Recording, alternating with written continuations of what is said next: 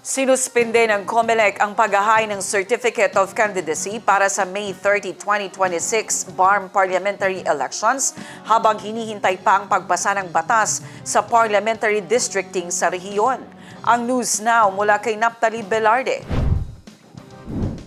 Formal na sinuspindi ng Commission on Elections o COMELEC ang nakatakdang paghahain ng Certificates of Candidacy para sa March 30, 2026 Bangsamoro Parliamentary Elections habang hinihintay ang pagpasa ng batas sa parliamentary districting sa Bangsamoro.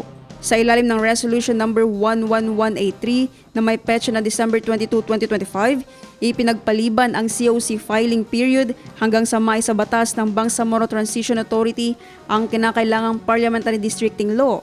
Ang orihinal na panahon ng paghahain ng COC ay tinakda mula January 5 hanggang 9, 2026 sa bisa ng Resolution number 11181 na inilabas noong November 19, 2025.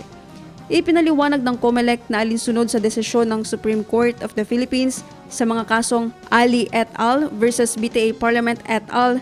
At Macapaar et al. Versus COMELEC and BTA sa ilalim ng GR numbers E-02219 at E-02235, inatasan ng BTA na tukuyin ang mga parliamentary district hindi lalampas sa October 30, 2025. Gayunman, napag-alaman ng Commission and Bank na wala pang naipapasang batas hinggil dito.